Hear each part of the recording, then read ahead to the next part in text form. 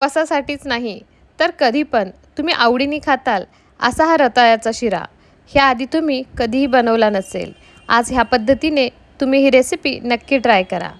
फक्त 10 मिनिटांमध्ये बनून तयार होणारा हे एक पौष्टिक रेसिपी आहे. त्यासाठी 300 ग्राम रताळी छानपैकी वाफवून घ्यायची.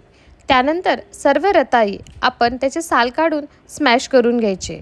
रताळे वाफवण्याच्या आधी ते व्यवस्थित स्वच्छ धुवून घ्यायचे, कारण रताळ्याला भरपूर प्रमाणामध्ये माती असते.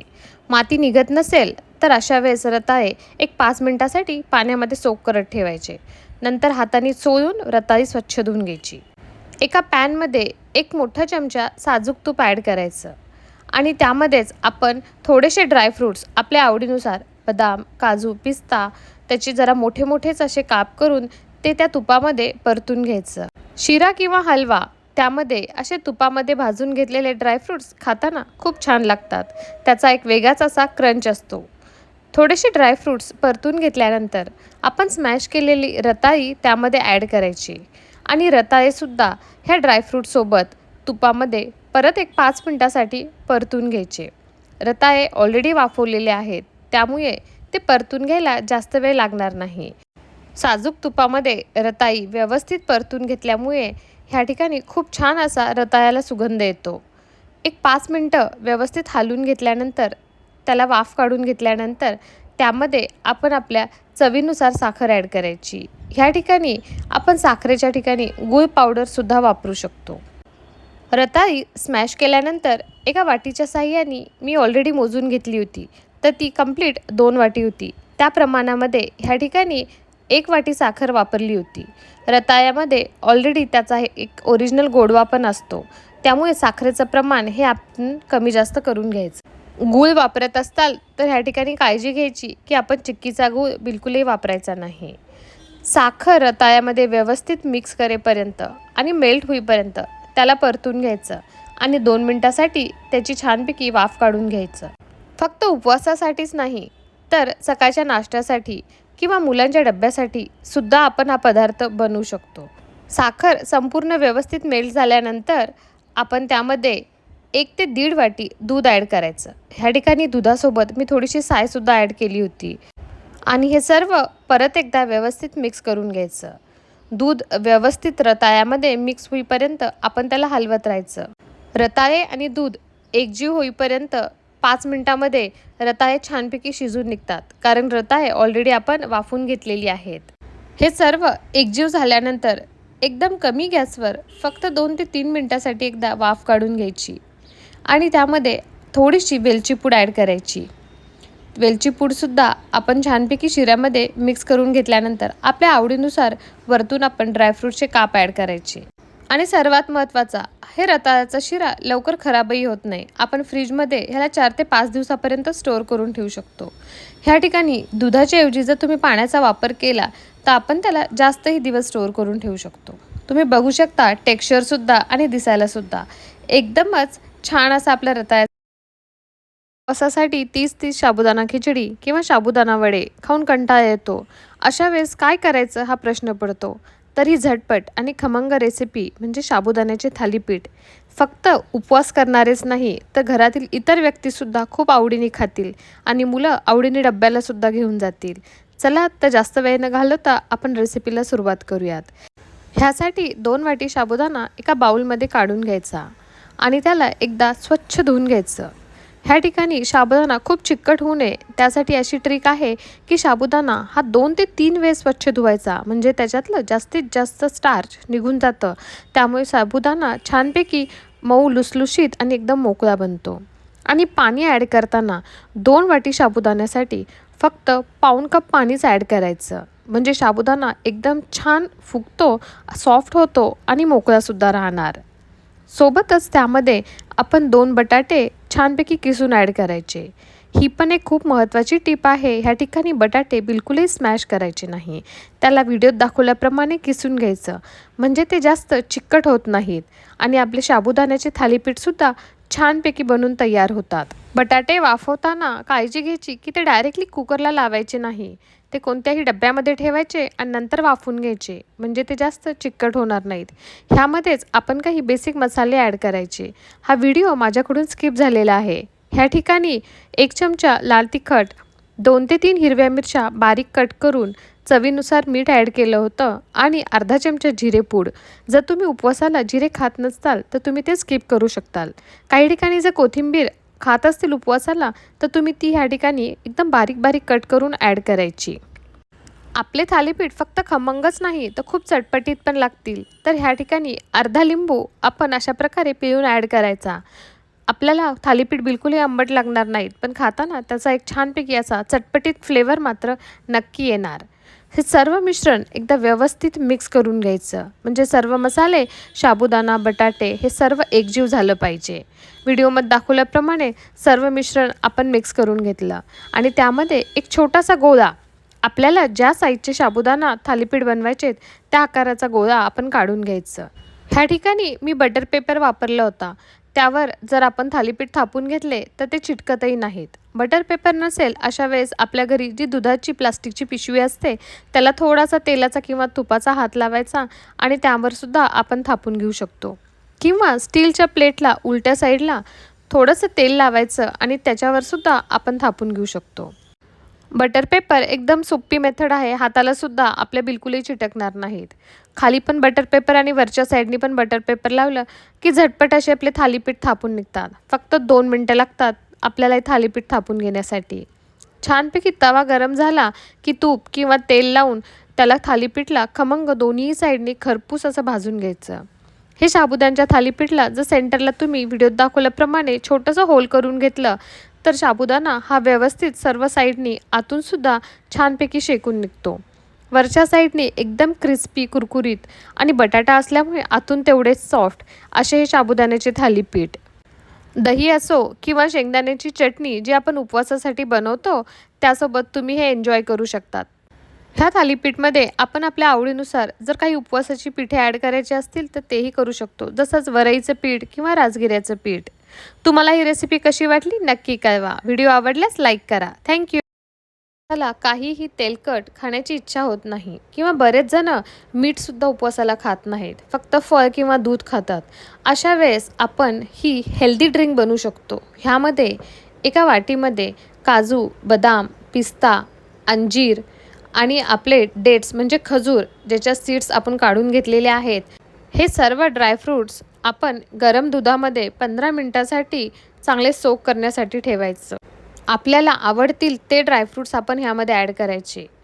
ह्यासोबतच आपण पंपकिन सीड्स, सनफ्लावर सीड्स, काही असे सुपर सीड्ससुद्धा ह्याच्यामध्ये ॲड करू शकतो आणि काही स्किप करायचं असेल तर तेही करू शकतो. ह्याच गरम दुधामध्ये 2 ते 3 केशरच्या काड्या ॲड करायच्या आणि ह्याला 15 मिनिटासाठी झाकून ठेवायचं. हे एकदम हेल्दी ड्रिंक आहे उपवासाला आणि एकदम पोटभरीचं. तेलकट नाही किंवा काही शिजवण्याची गरज नाही. पटकन 10 ते 15 मिनिटात सोक केलं की बनून तयार. हे सर्व सामग्री मिक्सी जारमध्ये काढून घ्यायची आणि त्यामध्ये एक छानपैकी पिकलेलं केळ ॲड करायचं. जर तुम्हाला केळ आवडत नसेल किंवा खायचं नसेल तर तुम्ही या ठिकाणी ॲपल, चिक्कू असं काहीही ॲड करू शकता. किंवा तुम्ही कोणतंच फ्रूट जरी ॲड नाही केलं, नुसतं असेच ड्रायफ्रूट्स दुधामधून छानपैकी मिक्सी जारमध्ये बारीक करून घेतले तर ते सुद्धा तुम्ही चांगली ड्रायफ्रूट स्मूदी बनवू शकता. गरजेनुसार तुम्हाला दूध आणखीन वाढवायचं असेल तर तुम्ही वाढवू शकता. मी फक्त एक बनाना ॲड केला होता आणि थोडंसं दूध परत ॲड केलं आणि त्याला मिक्सरमधून छान फाईन अशी पेस्ट बनवून तयार केली. फक्त 2 मिनटामध्ये झटपट अशी उपवासाची हेल्दी ड्रिंक बनून तयार होती. एकदम पोटभरीची आणि सर्वात महत्त्वाचं एकदम पौष्टिकसुद्धा. उपवासाला जास्त मेहनत न करता झटपट बनून तयार होणारा हा पदार्थ तुम्ही नक्की ट्राय करा. फक्त उपवासालाच नाही इतर वेळेससुद्धा एनर्जी देणारा हा ड्रिंक आहे. रेसिपी आवडली तर व्हिडिओला मंडळी, कमी तेलामध्ये वरतून एकदम कुरकुरीत आणि आतून मस्त सॉफ्ट असा साबुदाणा वडा आज आपण बनवणार आहोत. उपवास असो की नसो, साबुदाणा वडा हा तर सर्वांनाच खूप आवडतो. परंतु डीप फ्राईड आयटम्स आपण बऱ्याचदा टाळतो. तर जास्त वेळ न घालवता आपण रेसिपीला सुरुवात करूयात. साबुदाणा वडा जास्त चिकट न होण्यासाठी साबुदाणा भिजवतानाच काही काळजी घेतली पाहिजे. तर त्यासाठी 2 वाटी साबुदाणा 2 ते 3 वेळेस स्वच्छ धुवून घ्यायचा. म्हणजे त्याच्यातलं एक्सेस स्टार्च जे असतं ते निघून जातं. आणि पाण्याचं प्रमाण हे फक्त साबुदाणा पूर्ण पाण्यामध्ये भिजला पाहिजे एवढंच ॲड करायचं. जास्त पाणी बिलकुलही ॲड नाही करायचं आणि त्याला कमीत कमी 4 तास तरी सोक करण्यासाठी ठेवायचं. म्हणजे व्हिडिओत दाखवल्याप्रमाणे एकदम छान मोकळा मोकळा असा आपला साबुदाणा भिजून निघतो. हा साबुदाणा मोकळा करताना तुम्ही बघू शकता हाताला चिटकतसुद्धा नाही आहे. त्यामुळे वॉश करतानाची ही टेक्निक नक्की लक्षात घ्यायची. 2 वाटी साबुदाण्यासाठी 2 मीडियम साईज बटाटे ते आधी वाफवून घेतलेले होते आणि त्याचा व्यवस्थित किस करून घेतला. ह्या ठिकाणी आपण कधी पण बटाटे स्मॅश करून वापरण्याऐवजी जर त्याचा किस करून वापरला तरीसुद्धा साबुदाणा वडा हा बिलकुलही चिकट होत नाही. आणि सर्वात महत्त्वाचं, बटाटे वाफवताना ते डायरेक्ट कुकरला लावायचे नाही. ते कोणत्या तरी एखाद्या भांड्यामध्ये ठेवायचे आणि नंतरच कुकरला वाफवून घ्यायचे. म्हणजे तो बटाटा जास्त चिकट होत नाही. बटाटा आणि साबुदाणा मिक्स केल्यानंतर काही बेसिक मसाले त्यामध्ये ॲड केले. तो व्हिडिओ माझ्याकडून स्किप झालेला आहे. त्यामध्ये हिरवी मिरची, लाल तिखट, शेंगदाण्याचा कूट आणि चवीनुसार मीठ. हिरवी मिरची खूप कमी वापरली म्हणून थोडंसं लाल तिखट ॲड केलं होतं. आणि जर आवडत असेल तर तुम्ही जिरे किंवा जिरेपूड जर उपवासाला जमत असेल तर ॲड करायची. थोडंसं लिंबूसुद्धा पिळून ॲड करायचं. त्यामुळे वडा खाताना छानपैकी चटपटीत लागतो. तुम्ही नक्की ट्राय करा. आणि हे सर्व मिश्रण एकदा छानपैकी हाताने मिक्स करून घ्यायचं. आपण बटाटे किसून टाकल्यामुळे हे सुद्धा आपल्या हाताला बिलकुलही चिटकणार नाही.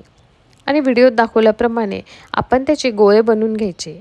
आपण हे साबुदाणा वडे आप्पे पात्रात बनवणार आहोत.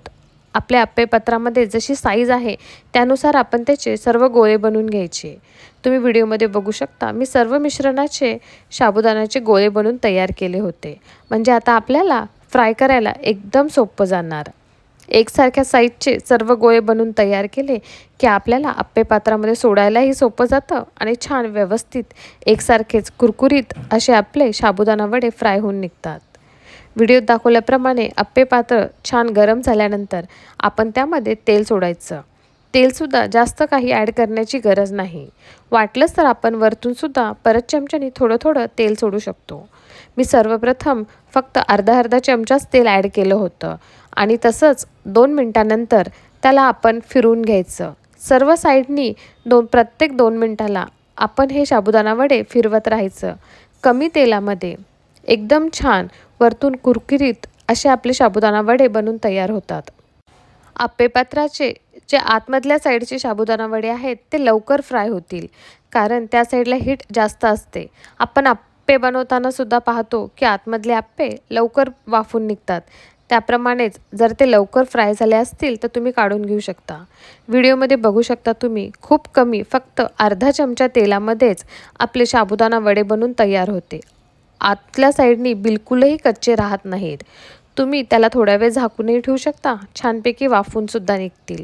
तुम्ही ही रेसिपी नक्की ट्राय करा. एकदम गिल्ट फ्री साबुदाणा वडे तुम्ही बिनधास्त उपवासाला खाऊ शकता किंवा मुलांना नाश्त्यासाठी किंवा त्यांच्या आवडीचं म्हणून पदार्थ म्हणून डब्यासाठी सुद्धा देऊ शकता.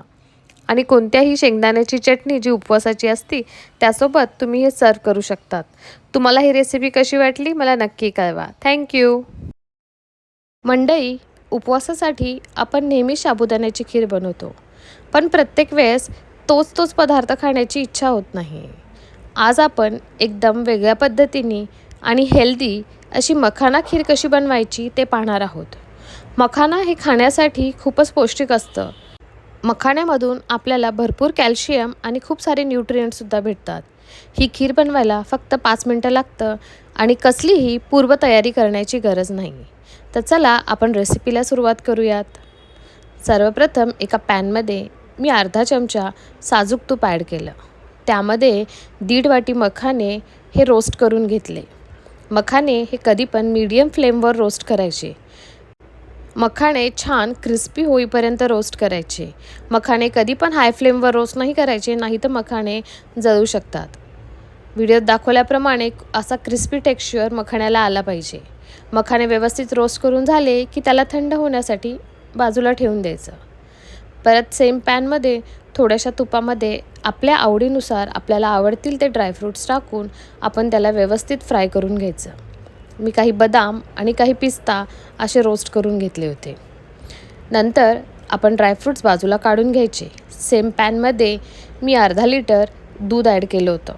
गाईचं म्हशीचं कोणतंही दूध आपण ॲड करू शकतो. दूध बॉईल होतं तोपर्यंत मी एका मिक्सी जारमध्ये 1 वाटी मखाने जे आपण ऑलरेडी रोस्ट करून घेतले होते आणि काही ड्रायफ्रूट्स जसे बदाम, काजू, पिस्ता आणि 2 इलायची ॲड केली. इलायची फ्लेवरसाठी आहे, तर आपण ती ॲड केली तर आपल्या बासुंदीला खूप छान असं टेस्ट येते. आणि ह्याला मिक्सरमधून एक बारीक पावडर करून घेतली. तोपर्यंत आपलं दूध बॉईल झालं होतं. त्याच्यामध्ये 3 ते 4 केसरच्या काड्या ॲड केल्या आणि 3 चमचे मोठे चमचे साखर ॲड केली. त्याला व्यवस्थित मिक्स करून परत त्याला एक चांगला बॉईल येऊ दिला.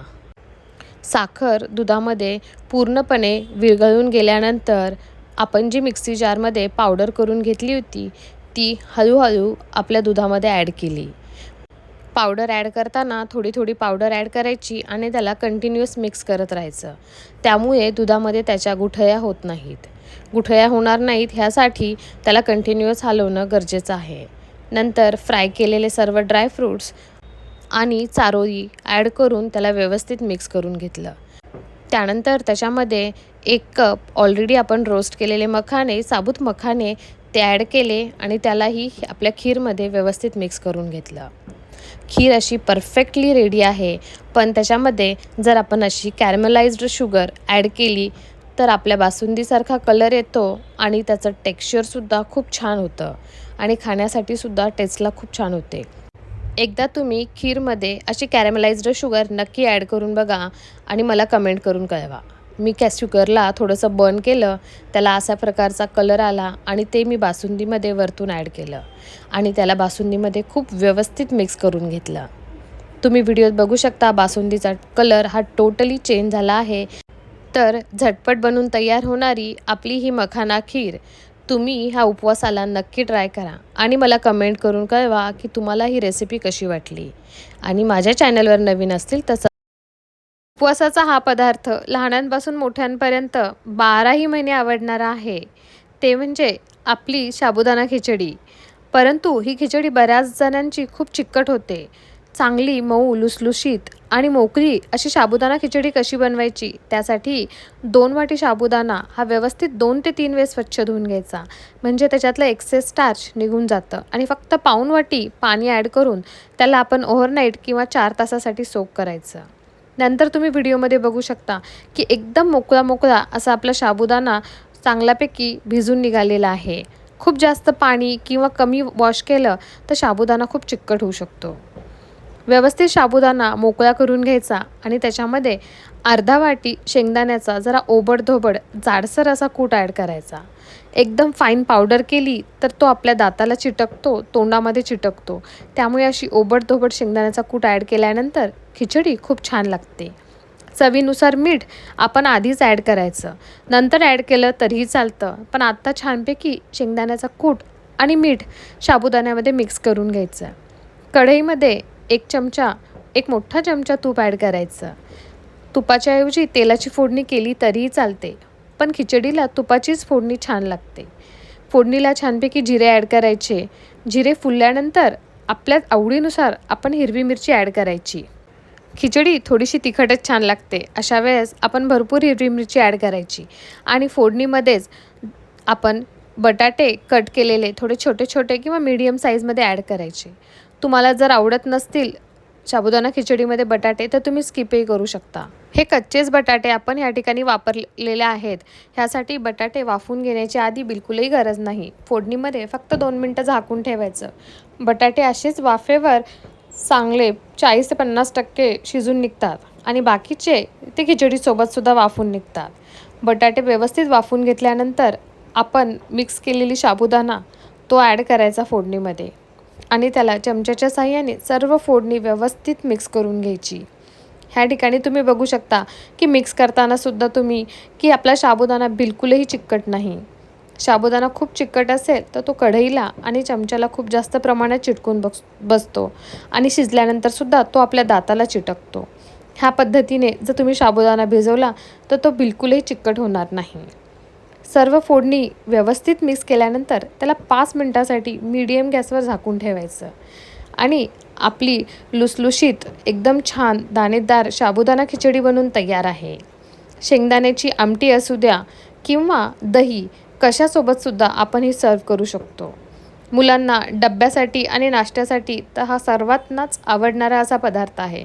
तुम्ही ही रेसिपी नक्की ट्राय करा. आवडल्यास व्हिडिओला उपवासासाठी नेहमीच काय बनवायचं हा प्रश्न पडतो आणि जर घरात सगळ्यांनाच उपवास असेल तर त्यांना काहीतरी वेगळं खायचं असतं. तर झटपट बनून तयार होणारे हे रताळ्याचे काप तुम्ही नक्की ट्राय करा. 5 मिनिटांमध्ये बनून तयार होतात. सर्वप्रथम रताळे घ्यायचे. घेताना जरा कडक असे रताळे बघून घ्या. सॉफ्ट जर असतील तर ते चांगले ज्युसी बनत नाहीत. नंतर रताळे स्वच्छ धुवून घ्यायचे. रताळ्याला खूप माती असते तर बऱ्याच वेळेस त्याची माती निघत नाही. अशा वेळेस त्याला 5 मिनटं पाण्यामध्ये तसंच सोक करत ठेवायचं आणि 5 मिनटानंतर हाताने चोळून सर्व माती काढून टाकायची, म्हणजे रताळे स्वच्छ धुवून निघतात. त्यानंतर व्हिडिओत दाखवल्याप्रमाणे त्याचे एकदम बारीक बारीक असे काप करून घ्यायचे. ह्या ठिकाणी रताळ्याची साल काढण्याची बिलकुलही गरज नाही. त्यानंतर कढईमध्ये 1 चमचा साजूक तूप ॲड करायचं आणि सर्व काप त्याच्यामध्ये ॲड करून एक 5 मिनटं त्याला परतून घ्यायचं. रताळे व्यवस्थित परतून निघाल्यानंतर त्याच्यामध्ये 2 चमचे गूळ ॲड करायचा. ह्या ठिकाणी जो आपण गूळ वापरतो तो चिक्कीचा गूळ कधीही वापरायचा नाही, नाहीतर सर्व रताळे एकमेकाला चिटकून बसतील आणि ते कडक होतील. त्यामुळे साधा जो नॉर्मल गूळ असतो तो 2 चमचे किंवा आपल्याला जसा गोडवा पाहिजे त्यानुसार ॲड करून त्याला परत एक 2 ते 3 मिनटं परतून घ्यायचं आणि छानपैकी आपले रताळ्याचे गोड काप बनून तयार होतात. हे रताळ्याचे काप आपण 3 ते 4 दिवस स्टोअरसुद्धा करून ठेवू शकतो. थँक्यू. उपवासाच्या वेळेस ही चटपटीत चटणी तुम्ही नक्की ट्राय करा. त्यासाठी अर्धा वाटी शेंगदाणे, हिरवी मिरची आपल्या चवीनुसार जशी आपण तिखट खातो त्यानुसार ॲड करायची. ही चटणी आपण उपवासाचे अप्पे असो, डोसा, इडली कशासोबतसुद्धा ट्राय करू शकतो. जर तुम्ही उपवासाला जिरे खात असाल तर अर्धा चमचा जिरे ॲड करायचे. आपल्या चवीनुसार मीठ ॲड करायचं आणि 2 चमचे दही. दही खूप आंबट असेल तर आपण फक्त 1च चमचा ॲड करायचं आणि थोडीशी साखर. त्यामुळे ही चटणी गोड नाही लागणार, परंतु तिखट, आंबट ह्याचं चव बॅलन्स होते. गरजेनुसार पाणी ॲड करायचं. ह्या ठिकाणी जर तुम्ही उपवासाला कोथिंबीर खात असाल तर तुम्ही कोथिंबीरसुद्धा ॲड करू शकतात. मी ह्या ठिकाणी कोथिंबीर ॲड केली नव्हती आणि ह्याला मिक्सरमधून तुम्हाला पाहिजे त्या कन्सिस्टन्सीनी त्याला पेस्ट करून घ्यायची. गरज वाटल्यास पाणी आपण ॲड करू शकतो आणि छानपैकी चटणीला खमंग अशी जिऱ्याची फोडणी ॲड करायची. जर तुम्ही जिरे खात नसताल तर फक्त तेलामध्ये एखादी दुसरी हिरवी मिरची किंवा लाल मिरची ॲड करून तुम्ही तीसुद्धा फोडणी ॲड करू शकता आणि खमंग चटपटीत अशी आपली शेंगदाण्याची चटणी खास उपवासासाठी बनून तयार आहे. ही चटपटीत खमंग चटणी आपल्या उपवासाच्या प्रत्येक पदार्थाची चव वाढेल. तुम्ही ही रेसिपी नक्की ट्राय करा आणि मला कमेंट करून कळवा की तुम्हाला हा व्हिडिओ कसा वाटला. थँक्यू.